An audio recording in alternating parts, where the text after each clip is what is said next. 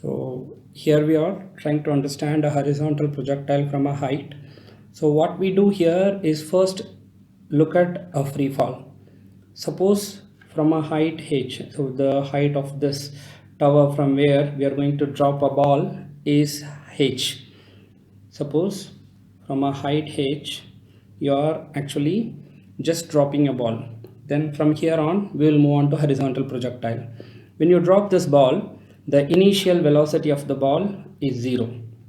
By the time this ball comes down, the displacement took place in the downward direction, which is equal to height, because the initial position is here.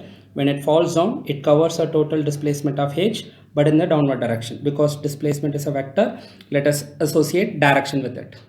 So what is the time of fall? We know that displacement s is equal to ut plus half a t square. Then the displacement is minus h because it is happening in the downward direction, because you are just simply dropping a ball. This is a free fall. This is an example of a free fall.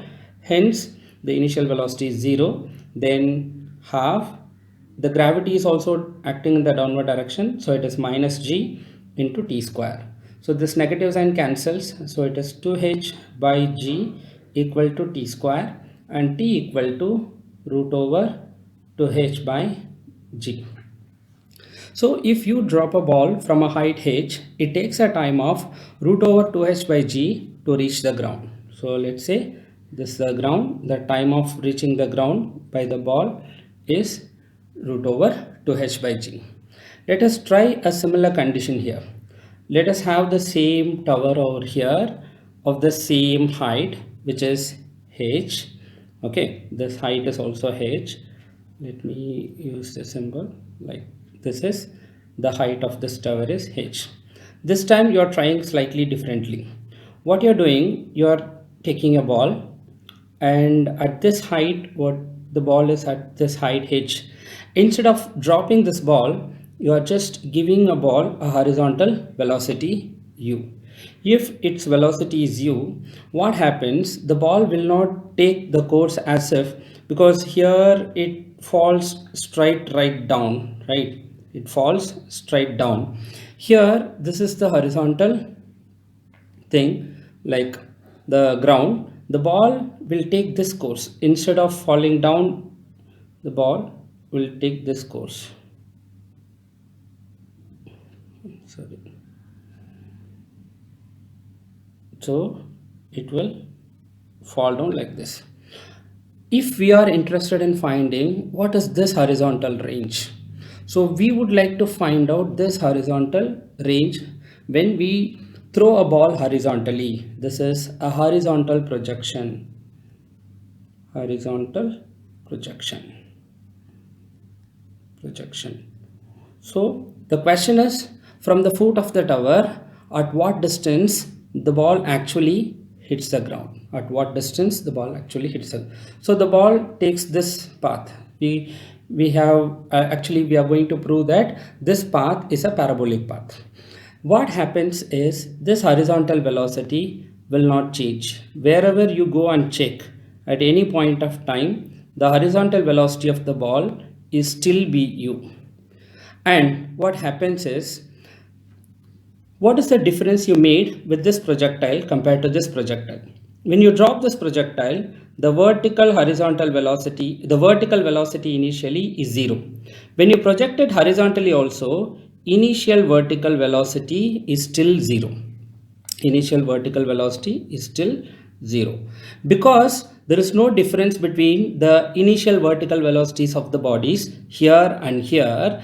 It will still take the time to reach the ground, which is equal to root over 2h by g.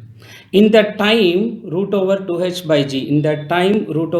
by g, what happens to the ball is the ball is also moving horizontally with the velocity u.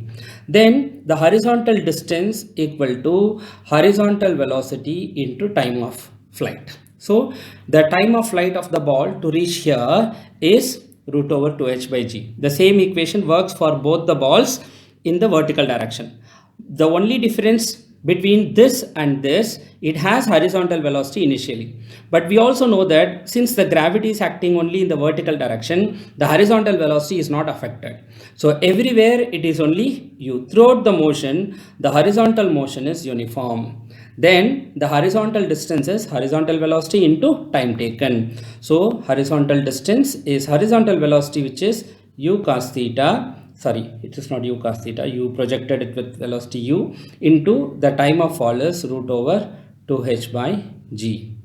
So here the distance it covers, from the foot of the tower, at what distance it will hit the ground? It will hit a ground at distance u into root over 2h by g. The same works with a flight.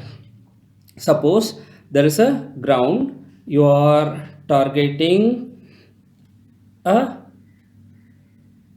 system here, and there is a flight, and the flight is flying here. I'm sorry, wait.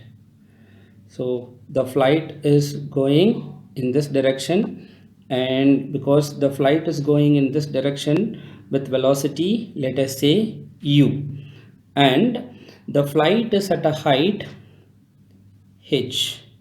The flight is at a height h. It is going with the speed u.